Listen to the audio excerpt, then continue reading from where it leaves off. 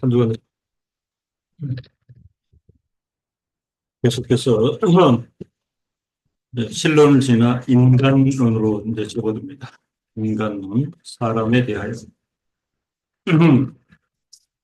오늘 그 말씀 제목은 하나님의 형상으로서의 인생, 하나님의 형상으로서 인생. 에,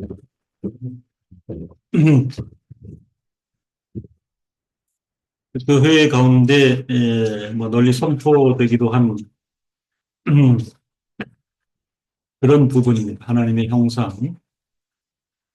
어, 신학에서도 그 형상론이라 그 라틴어로 이마고 데이, 형상론에 대해서 구체적으로 살피는 것은 굉장히 중요하다. 그렇게 생각이 듭니다.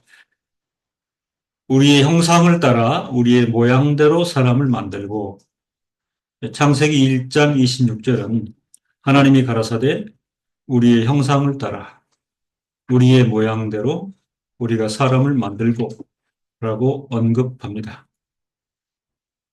우리의 형상을 따라 우리의 모양대로 우리가 사람을 만들고,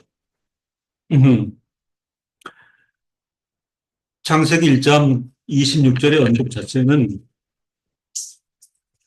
사람, 인간에 대한 차별적이고 독특한 규정을 제시합니다.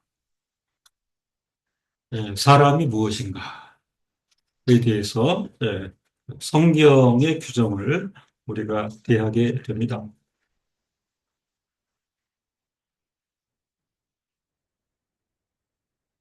우리의 형상을 따라 우리의 모양대로 우리가 사람을 만들고, 성경은 이렇게 표현이 되어 있습니다. 이 내용은 인간만이 삼위일체 하나님의 그 표명인 우리의 형상과 우리의 모양대로 특별하게 지음받았음을 천명하는 것이요. 사람에 대해서만, 다른 대상이 아닌 오직 사람에 대해서만 삼위일체 하나님께서 형상과 모양대로 특별하게 지으셨다 하는 놀라운 천명입니다. 인간이 하나님이 다른 창조물과의 관계에서 인간이 하나님 대 모든 피조물과의 관계에서 아주 독특하고 특별한 관계에 놓여 있음을 의미하는 것입니다. 사람 존재의 독특성, 그리고 하나님과 관련하여 그 가치는 창세기가 이미 언급하고 있습니다. 우리 개혁 성경에 이제 형상, 모양 이렇게 나오죠. 형상, 통상 이제 이마고, 이미지죠. 히브리어로 어떤 제 PC가 좀 그 미스테리인데, 그 첼렘에 대해서 저는 히브리어 그 알파벳을 제대로 쳤는데, 첼렘 앞에 있는 히브리어가 사실은 그 제대로 쳤는데 바뀌어가지고요. 거기에 지금 데무트가 와 있어요. 그러니까 그 밑에 있는 데무트 앞에가 첼렘이 와 있죠. 이걸 바꿔야 됩니다. 형상은 히브리어로 첼렘입니다. 그리고 모양은 라틴어로 시밀리투도, 시밀레리티, 시밀리투도, 유사, 닮은 꼴, 흡사, 원어적으로는 히브리어로 데무트입니다. 모양. 첼렘의 의미는 조각품, 조소, 형이 새겨진 기둥, 또한 우상을 의미합니다. 민수기 33장 52절에 그 땅 거민을 너희 앞에서 다 몰아내고 그 새긴 석상과 보호 만든 우상을 할 때 이 우상이 첼렘으로 되어 있습니다. 우상을 다 파멸하고 산당을 회파하고, 그 다음에 이제 우리 개혁 성경 모양으로 번역된 히브리어 데모트는 동등한 것, 형상 및 복제물을 가리킵니다. 그 형상과 모양 사이에 뭐 어떤 차별성이 있는가 하는 신학적 논의가 많았는데, 대부분의 주석가들은 형상과 모양은 동등한 것이다. 우리의 형상을 따라 우리의 모양대로 이렇게 언급할 때 형상과 모양은 동등한 것으로 이렇게 주석가들은 파악하고 있습니다. 예, 신학적으로 형상론이라고 부릅니다. 이마고데이, 우리의 형상을 따라 우리의 모양대로 이 형상론이 하나님과 인간 사이의 본질적인 차이를 침해하지는 못합니다. 본질적인 차원 인식이 필요하지요. 우리 형상을 따라 우리의 모양대로 지음받았다 해도 하나님과 인간 사이에는 본질적인 차원 인식이 필요하다. 그런 내용입니다. 분명히 형상과 모양이라는 단어들은 하나님과 인간 사이의 본질적인 차이점을 결코 손상시키지 않습니다. 본질상 하나님은 차원적으로 모든 창조물에 앞서 존재하기 때문에 그렇습니다. 하나님께서는 자신의 권능으로 피조물에게 없는 하나님만의 권능으로 세상과 인간, 모든 피조 세계를 창조하셨습니다. 하나님께서는 속성에 있어서도 본질적인 차이를 가지고 계시는데 영원하십니다. 전능하십니다. 영원하고 전능하시기 때문에 창조하신 세계를 차원적으로 절대적으로 초월하고 계시고 그것에 앞서서 존재하시기 때문에 창조 세계를 존재하도록 하실 수 있습니다. 하나님의 영원성, 하나님의 전능성을 인하여 창조하신 세계에 대해 절대적으로 초월해 계십니다.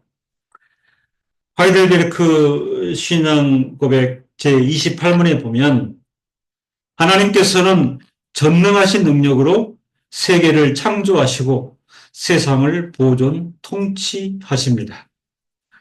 이 형상론이 갖는 하나님과 인간 사이의 차원 인식 그리고 하나님에 대한 그 속성과 사역에 있어서의 규정은 대단히 중요합니다. 본질상 모든 피조물에 앞서 계십니다. 권능으로 세상과 모든 피조 세계를 창조하셨습니다. 속성상 영원하십니다. 전능하십니다. 이러한 하나님의 속성 때문에 창조하신 세계에 대해서 차원적으로 초월해 계시고 초월해 계시기 때문에 이 창조 세계를 보존하실 수 있습니다. 하나님과 인간 사이의 본질적인 차이를 이렇게 전제하는 가운데 하나님과 인간 사이의 관계에 대한 이해가 중요합니다. 관계에 대한 이해. 하나님께서 인간에 대해서 어떻게 대우하셨는가 하는 이해가 오늘 사람인 우리에게 굉장히 중요합니다. 창세기 1장 26절에 우리의 형상을 따라 우리의 모양대로 우리가 사람을 만들고 그로 바다의 고기와 공중의 새와 육축과 온 땅과 땅에 기는 모든 것을 다스리게 하자 하시고 해서 하나님의 형상이라는 표현이 우리의 형상을 따라 우리의 모양대로 삼위일체 하나님께서 의논하고 결정하신 내용은 우리의 형상을 따라 우리의 모양대로 사람을 만들고 거기에 그치지 않고 모든 것을 다스리게 하자. 이게 초점입니다. 사람을 만들어서 모든 것을 다스리게 하자. 하나님의 형상이라는 표현이 하나님과 사람 사이에 어떤 관계를 의도하고 있음을 알 수 있습니다. 형상과 모양의 의미는 형상을 따라 모양대로 여기에는 놀라운 의미가 담겨 있는데요. 주석가들은 한결같이 이 형상과 모양 이걸 대리함, representation, 대리함으로 해석하였습니다. 하나님께서는 인간이 그분을 대리하기를 바라시는 것입니다. 사람을 만들고 형상과 모양을 따라 대리자적 신분과 존재, 사람을 만들고 그로 바다의 고기와 공중의 새와 육축과 온 땅에 기는 모든 것을 다스리게 하자. 이건 놀라운 영역이죠. 다스리게 하자고 하심으로 하나님과 사람 사이의 관계를 명백하게 정립하셨습니다. 사람과 유리없는 관계를 누리고자 작정하신 것입니다. 이것이 인간이 바로 하나님의 형상, 첼렘, 우리의 형상을 따라 사실에 내포되어 있고 이것을 우리의 모양대로 데모트에도 적용할 수 있습니다. 화란의 신학자 우리 한글로는 화란의 알파벳을 크리스 베이크는 맞는데 KRUI 하면 사실은 크라이스. 시중에 보니까 요즘 이제 하우스 있잖아요. 그게 HAUS 하면은 독일어잖아요. 그죠? 그러니까 독일어나 영어나 철자는 다른데 발음은 비슷하죠. 근데 최근 지나가다 보니까 화라너는 사실 사람 이름에도 여기 많이 들어가요. HUIS. 하우스에 해당하는 게 HUIS. 그래서 한국 사람들은 후이스라고 독일어를 읽겠죠. 후이스가 아닙니다. 하우이스. 아시는 분들은 알아요. 하라는 이름이 대단히 많아요. 하우이스. 크라이스베이크는 인간이 하나님과 같이 보이는지는 그렇게 중요하지 않다. 오히려 모양은 어떤 측면에서 인간이 하나님과 같이 행동한다는 것을 암시한다. 곧 인간은 이 땅 위에서 하나님의 대리자로서 행동한다. 프라이스 베이크는 창세기 1장 26절을 주석하면서 이 면에 집중하고 있습니다. 모양과 형상 자체가 하나님과 닮았을지 그 부분에 있어서는 대단히 조심스럽다. 사실 그렇죠. 그죠? 이탈리아 르네상스 화가들이 그려놓은 그 신의 형상이 그런 모양인가라고 할 때에 그것은 오히려 인류의 감성에 도움을 주기보다는 대단히 방해적이라 이렇게 표현을 많이 합니다. 인간이 하나님과 같이 보이는가, 닮았는가, 그런 형상인가, 그건 중요하지 않습니다. 오히려 창세기 1장 26절을 읽을 때에 인간이 하나님과 같이 행동한다는 것을 암시하고 인간은 이 땅 위에서 하나님의 대리자로서 사람 만들고 그로 다스리게 하자. 거기에 초점이 있다. 이렇게 표현을 했습니다. 대리자, 대표자. 아까 representation, representative. 대표자, 대리인. 대표자, 대리인. 이거를 그림으로 그리면 이제 사람이 앞서고요. 그죠? 그 뒤에 온갖 동식물, 그렇죠? 엄청난 종류의 온갖 동식물들이 서 있으면 그 모든 종류의 동식물들은, 인간 뒤에서 그 인간을 지향하게 되지요. 저들이 우리를 어떻게 다스리는가. 제가 아는 목사님이 어렸을 때 시골에 살았는데, 대가족이다 보니까, 이제 염소 같은 거 키우는데, 하여튼 6살 때 벌써 한 2, 30마리 그 염소를 주고 아버지가 가서 꼴을 먹여라. 들러 가서. 그러니까 6살짜리가 2, 30마리 염소를 이끌고 나가는 거죠. 나가는데, 어느 순간에는 2, 30마리가 그 꼬마인데 잘 따라간답니다. 절절절 잘 따라간대. 이제 나중에는 이 꼬마도 이제 그 자신감이 생기고 확신이 생겨서 여기저기 데리고 다니는데, 그 목사님이 그렇게 그거를 갖다가 설명을 하더라고요. 아니, 염소도 크잖아요. 2, 30마리인데. 근데 그 조그만 그 꼬마를 졸졸 따라다닐 때 아마 염소들은 그렇게 생각했을 것이라고. 쟤는 우리들하고 차원이 다르다. 쟤는 2발로 걷고 우리는 4발로 기기 때문에 우리는 쟤를 따라야 한다. 그렇게 생각했을 거라고, 그 얘기가 의미 있는 얘기예요. 그렇잖아요. 권위에 눌리는 거죠. 조금에도 2발로 걸어 다니는데 우리는 4발로 기어 다니고 우리는 굴복해야 된다. 그랬다는 거죠. 인간이 이 땅 위에서 하나님의 대리자로서 행동합니다. 이 표명은 다른 피조물과는 차별적으로 하나님께서 인간을 축복하셨다. 우리가 받아들여야 될 것은 그렇잖아요.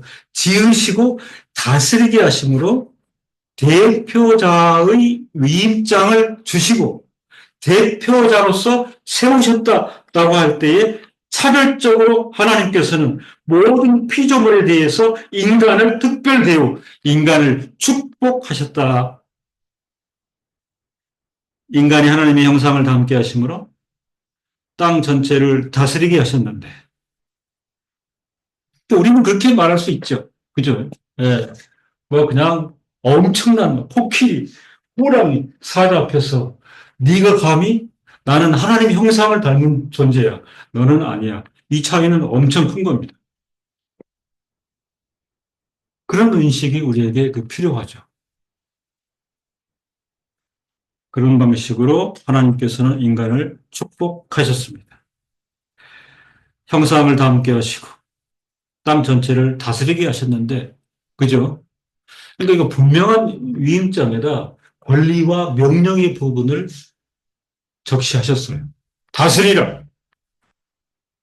통치를 위임하심에 있어서의 하나님의 경륜과 의도는 이 부분이 오늘 우리 교훈의 핵심입니다.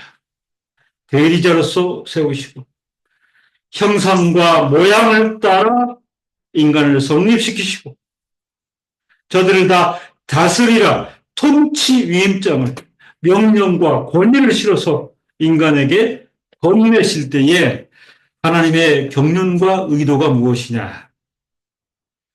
땅 위에서 사람들이 서로 사랑하고 섬기며 또한 다른 피조물들을 사랑으로 돌보는 것을 통해서 궁극적으로 하나님을 보여주시고자 함이라. 형상과 모양인 대표자의 자리에 앉아있는 인생들이 하나님의 경륜을 깨닫고 세상 피조물을 다스림으로 하나님이 어떠하신 분인가를 나타내라. 이게 위임 명령이라 말씀입니다. 세상에서 인생의 역할을 분명하게 주신 것입니다.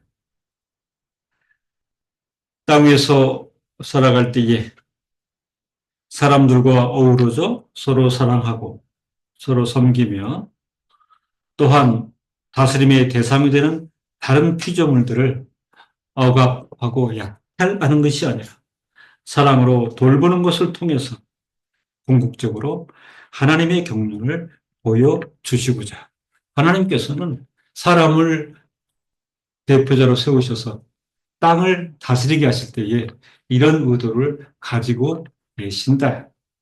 선한 하나님의 대리자로 세움을 받았습니다. 악한이 아닌 선한 하나님의 대리자로 사람들 사이에 사랑으로 어우러지고 섬기며 다스리도록 명령하였으나 다른 모든 피조물들에 대해서는 살피고 돌보는 걸 통해서 궁극적으로 하나님의 경륜이 이것임을 보여주시고자 그렇게 하신 것입니다. 저는 이 말씀을 준비하면서도 이 부분은 더 깊게 깨닫고 우리의 생각이나 우리 행위 방식이나 공동체 안의 삶이나 그 다음에 자연과의 관계에 있어서도 새로운 정립과 자세가 필요하다. 그렇게 느꼈습니다.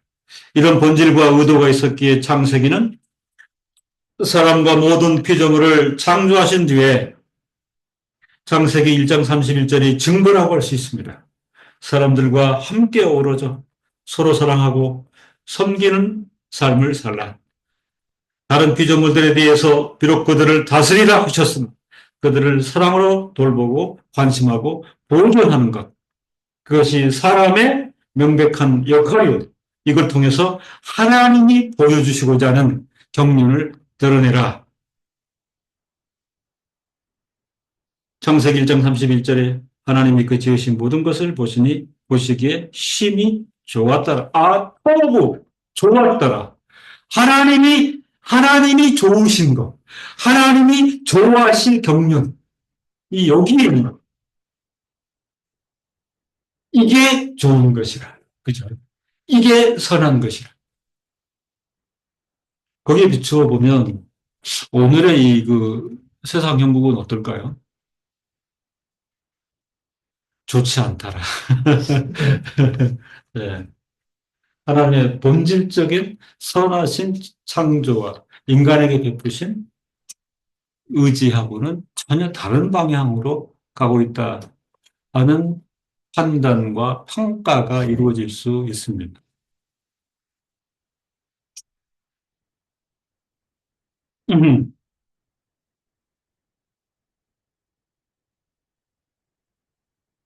성도 여러분, 오늘 다시 천명하는 것은 뭐냐?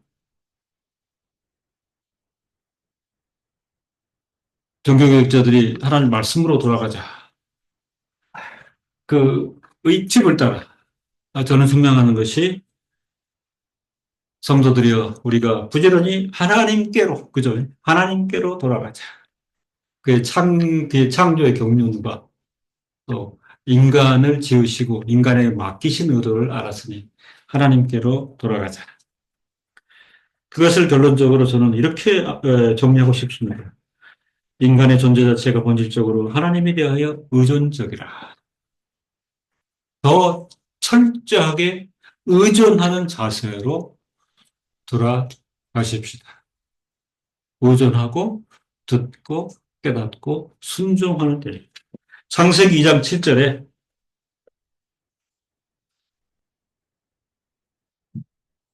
하나님께서 사람에 대하여 여 하나님이 흙으로 사람을 지으시고 생기를 그 코에 불어넣으시니 사람이 생명이 된지라.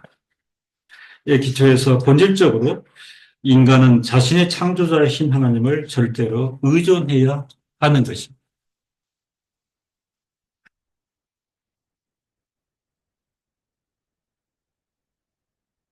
하나님께서 사람에게 생명의 숨을 주셨고 하나님께서 사람에게서 생명의 숨을 거두시면 인생은 흙으로 돌아가야 합니다.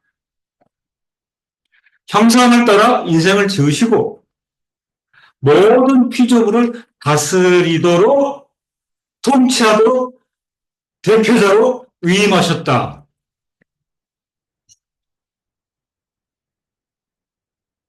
우리 권리 내부 따질 수 있는데 그 전에 하나님께서 나를 어떤 존재로 세우셨는가? 사람에게 생명의 숨을 주셨고 하나님께서 사람에게서 생명의 숨을 거두시면 인생은 흙으로 돌아가야 한다. 출생과 죽음, 생애 동안의 전 활동은 하나님의 경륜 인도하심 안에 있습니다. 세상을 다스리라 이렇게 말씀하시는 것은 피상적인 관계에서의 협정 맺음이 아니고 하나님께서는 그 사람을, 그 존재를 생명의 숨을 주시고 생명의 숨을 쉬게 하시다가 결국 흙으로 돌아가시는 주체가 되신다. 그래서 우리 인간의 존재 자체가 본질적으로 하나님에 대하여 더욱 의존하는 것이 중요하다. 이 코에 우리 생명이 있잖아요. 그죠? 그렇잖아요. 지금이라도 만약에 이 콧구멍 2개 받고 계속 있으면 안 돼요? 죽어요. 그죠? 요게 생기잖아. 이거 꽉 잡고 계속 있으면 덜 죽잖아요. 호흡 못하니까.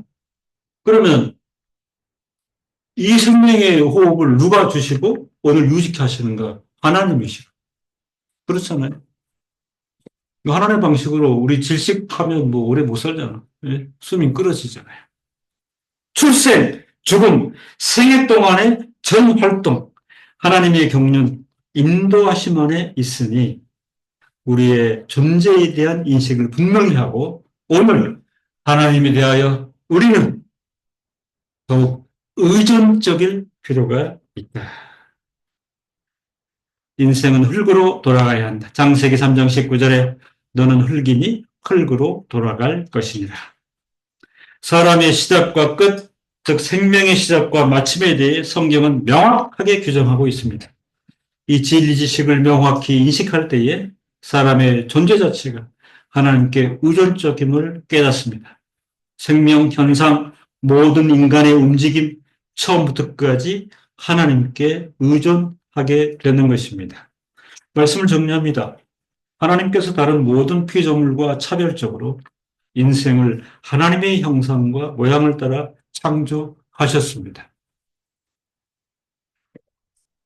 이 말씀 믿고 하나님에 대해서 모든 경의를 표명해야 됩니다. 하나님께서는 하나님의 형상과 모양을 따라 인생을 창조하심으로 인생과 독특한 관계를 형성하셨습니다.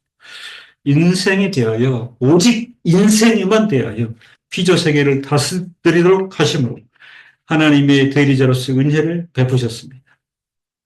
피조세계를 다스리도록 하심으로 여러분 과학과 관련해가지고 그 영상들 보시죠. 그 보셨어요? 그 일반 군인들하고 로봇하고 싸우는 거? 지금은 거기에 이제 그 조작이 있는데 어, 같이 전투를 해요. 그럼 이게 뭐죠? 결국 이기면 지배자가 되잖아요. 이런 표상 우리가 상상할 수 있나요?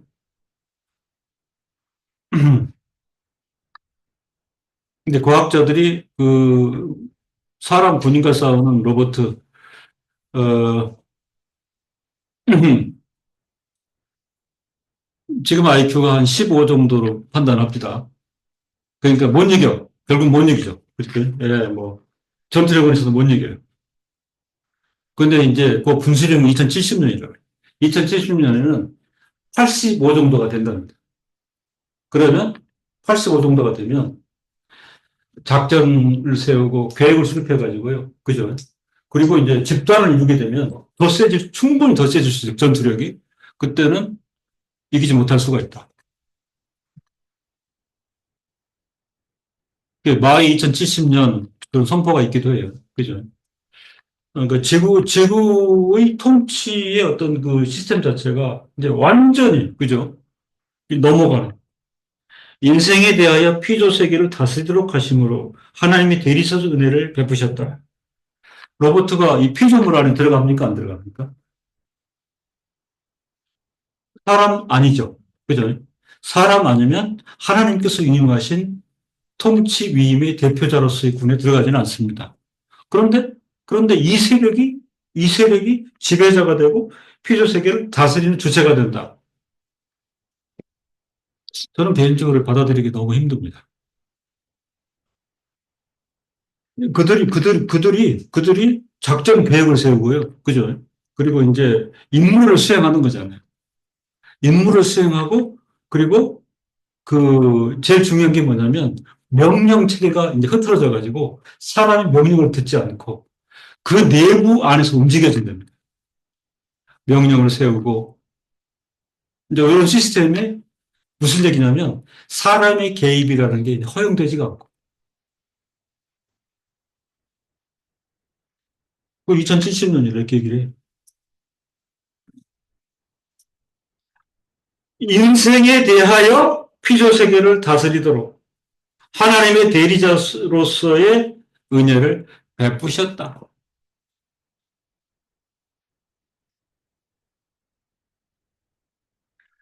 로봇군이 사람의 군대를 이긴다.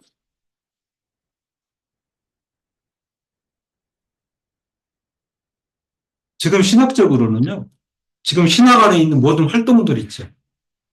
그렇죠. 심지어 모 교단에서는 그 신학교의 강도사가 예를 들면 형상론에 대해서 페이퍼를 냈는데 교수님 마음에 들지 않아가지고 그렇게 얘기를 했답니다. 강사님, AI 한번 맡겨보시죠. 그래서 페이퍼를 냈는데 대단히 협조를 했다. 로봇군의 문제가 아니고 이미 그렇잖아요. 신학 교회 세계 안에서 이미 주도권이 넘어가 버렸어요. 사람이 순수하게 작업한 것에 대해서 불만족. 그중에 한번 맡겨보시죠.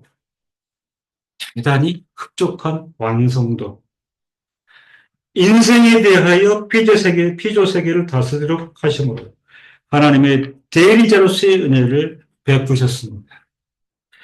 인생의 존재의 시작과 끝을 가능케 하신 하나님에 대하여 인생은 철저히 의존적임을 깨닫고 마땅히 온 마음을 다해 경외해야 합니다.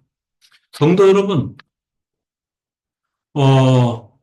굉장히 사실은 흥분되고 안타까움도 있고 전혀 없는 그런 감성으로 저는 이 말씀을 제가 깨닫고 정리해서 선포드리는 것입니다.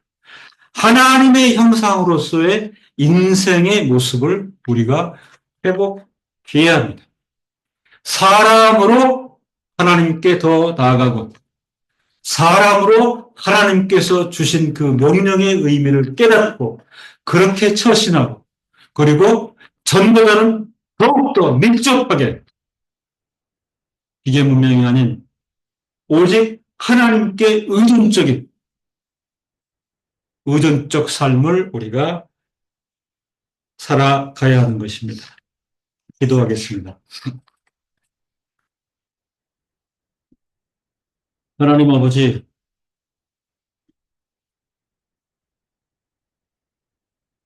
형상을 따라 모양대로 인생을 만들고 참으로 연약하고 부족하지만 이 인생에 대하여 하나님께서는 대리자적 위임을 허락하시고 그 위임 안에서 지으신 모든 우주 만물을 다스리라. 엄청난 명령과 권위를 베푸신 것을 깨닫습니다. 그럼에도 인생된 우리가 사람과 세계를 제대로 사랑하지 못하고